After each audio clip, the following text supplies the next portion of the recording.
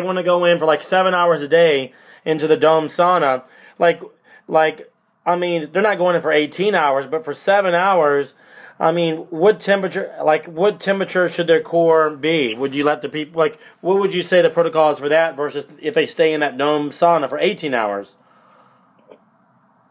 Well, the temperature is still going to be the same. What temperature do you have it at? Well, no, actually, okay, so that's not true, because what happens is the temperature changes according to the person. The idea is to get them to a point where they can have a constant sweat. You know, we want the temperature to be as high as it can be without it being unbearable to them. So that changes. I mean, after if I put on the highest level after 1 hour, I'm like, get me out of here. But, what temperature is 140, what, is it 140, 120, or, what temperature is it? It's usually somewhere between 120 and about 145, 150. And they stay in that for 7 hours, you're saying?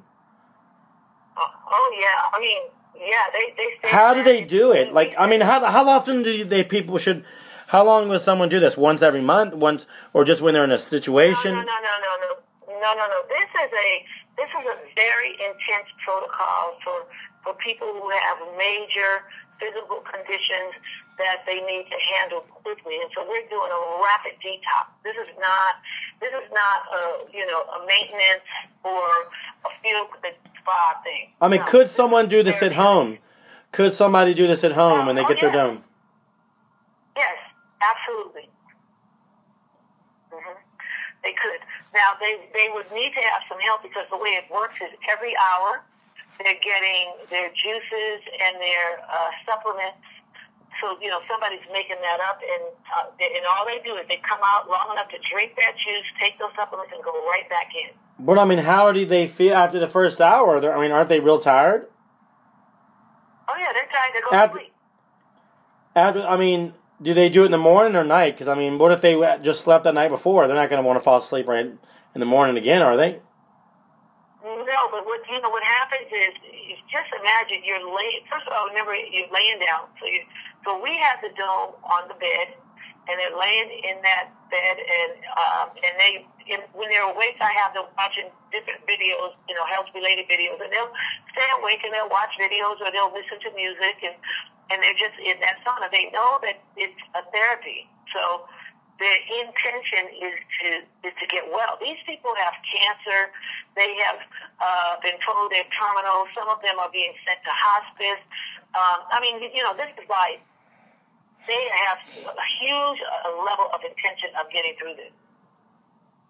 So, what if someone is really sick? Why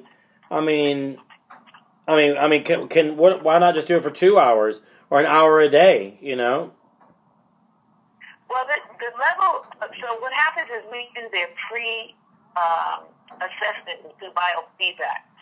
So I get a printout of exactly where their levels are of infestation.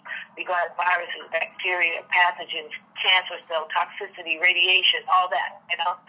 So their levels are high enough where,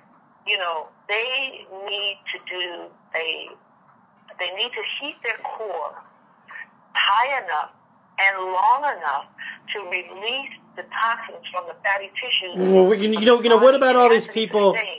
They're going in just for 45 minutes, 30 minutes a day. They heat the core up for maybe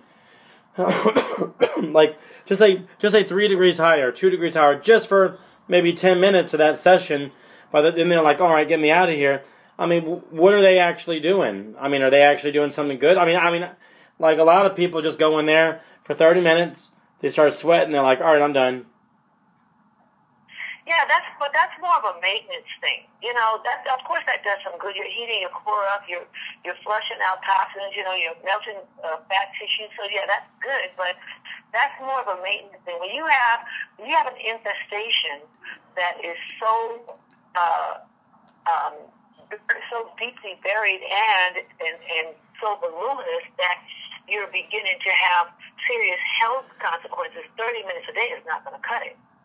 So, the 7 hour things, when was all right, hold on.